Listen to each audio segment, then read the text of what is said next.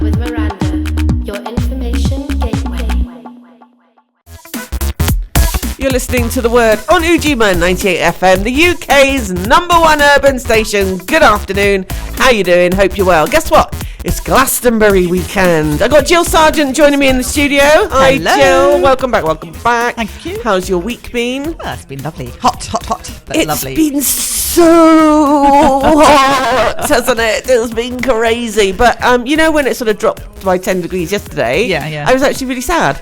Yeah, It's like, it was a relief, but it was sort of, yeah, where's that gone? I know. It was so quickly. I know. You just kind of get into the spirit of it and it goes. But there you go. Quite nice at night, though, eh? I couldn't sleep. My son couldn't sleep. I couldn't sleep. We've been watching back episodes of Doctor Who.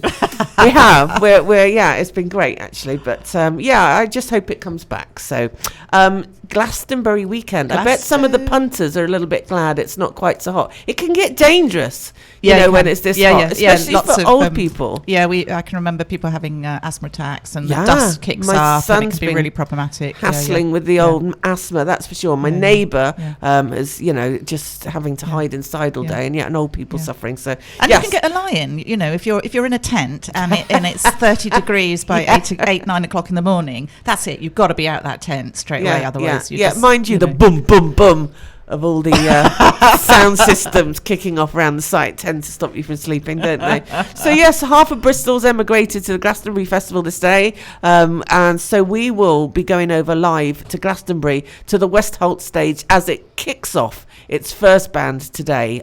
We will be joining them live to see what they've got going on over the stage this weekend, and we'll also be hooking up with Steve Satan, who's generally got some backstage gossip and all-round festival highlights really of what's been going on and what is going to go on at the festival over the next few days. Jill, you used to work there an awful lot. In fact, we both did over the years. I stopped once I had a son. You carried on, didn't you? You were involved with Glastonbury for many years. Westholt's, as it's known now, originally was the Jazz World stage. It was, yes. And then it became the Jazz stage. Yep. And then it sort of divided. We got the dance stage, went on to the other side of the site. We still had Jazz stage. Yep. And it went on to Westholt's. But you've been sort of involved right from the start, haven't you? For many, many years. Yeah. What was your involvement? It was quite a small stage too, and it was in a different spot when I was first sort of involved, and then it moved to where it is now, which is a beautiful site. It used to be right at the bottom of the hill under the acoustic stage, which was the first one I worked on. Not literally under it. No, not literally, but it felt like it. No, it was and the acoustic stage was often run by the Stroud lot and Ian from Bath as well. Didn't you? Yes, I was at ex-Stroudy, and so that was great fun working. It sort of gave me a real background to working backstage. And then I worked in the kids field as well. We went up there with Andrew Williams and a very crew. And we took all the decks up there, and I can remember we put some vinyl onto this deck, and it just warped within seconds. And it was like, okay. Yeah, it was interesting. I heard a feature on Radio 4 this week talking about children's festivals and how for the first time ever Glastonbury has a children's field. And I'm like,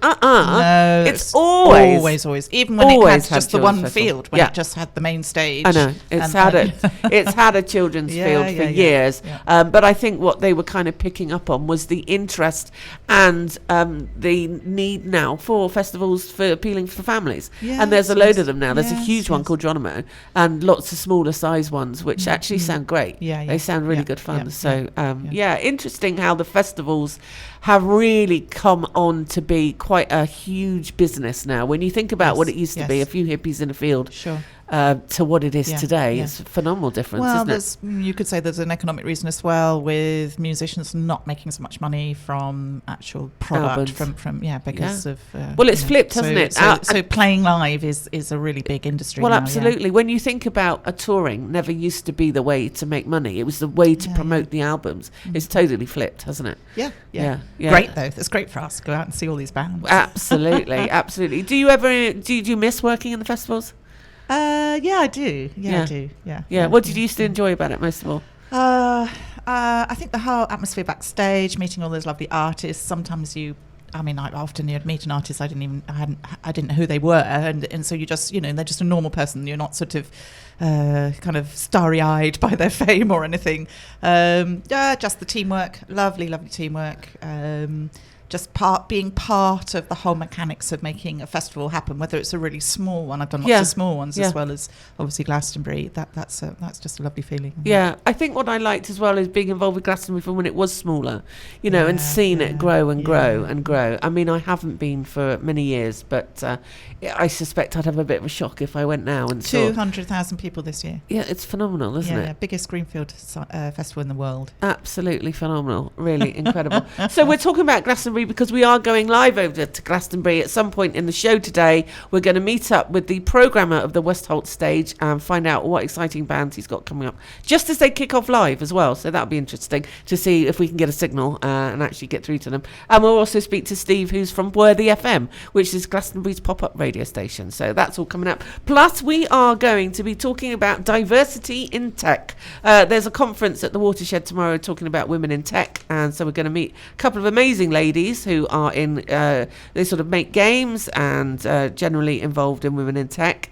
We're also going to meet Joe Diamond, who's talking about starting a new charity called Minds of Music. So that's all coming up today on the show. I think we've also got a competition, haven't we? Yes, we've got a competition. We've got a T-shirt, lovely T-shirt. I think we still got the CD, Miranda, or did you squirrel it away? Oh, well done. I did want to keep it. In fact, I really want to keep it. James Morton is an absolutely incredible musician based here in Bristol. He's got a brand new album out called The Kid. I cannot recommend it enough. You really need to get this. You can download it, or you can just go to James Morton on Facebook and get in touch with him directly. Why don't we play a track of him? Or you can enter the competition. Or you can enter the competition. I just thought we could. You got a question as well, haven't you? I have got a question. Do we do the question now? Well, we might as well start the ball rolling, haven't we? Okay, so because we're going to give the answer at some point, aren't we? We are. The answer is in the programme. Yes, so stay tuned to win. And also, what in the competition is a really cool T-shirt. It's a shame that you can't actually see us now. We are going to be streaming the show live in the future, by the way. So when I do things like hold the CD up to the camera, because you'll actually know what I'm talking about. So yeah, we got a really cool T-shirt to give away and the album. So like we said last week, you can actually win if you text in. If you sit there at home and don't bother, you're not going to win. So if you fancy winning this awesome album and the really cool T-shirt, then Jill has a question. So the question is, who is headlining the Westholt stage on Saturday night? Who is headlining the Westholt stage on Saturday night? Okay, and the answer is in the show, so stay tuned and you will find out. Meanwhile, if you think you still know the answer now, you can text us on 07960240198, giving the answer and your name, and we'll announce the winner at the end of the show. Great, well, thank you, Jill. Stick around, we've got a great show coming up. I was just thinking, because of what were you talking about earlier? Can't remember. No, do you know what? The new arena we're going to have a little mention about, weren't we? I know. I was just wondering. Well, let's play a track off the album. We'll come back and talk about the new arena and the possibilities of what's going to be happening in Bristol for our so-called stadium venue. So that'll be interesting. Right now, we're going to play Do Dat, which is the title track of James Morton's album, The Kid.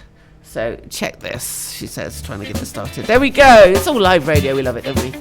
You're listening to The Word on Ujima 98 FM.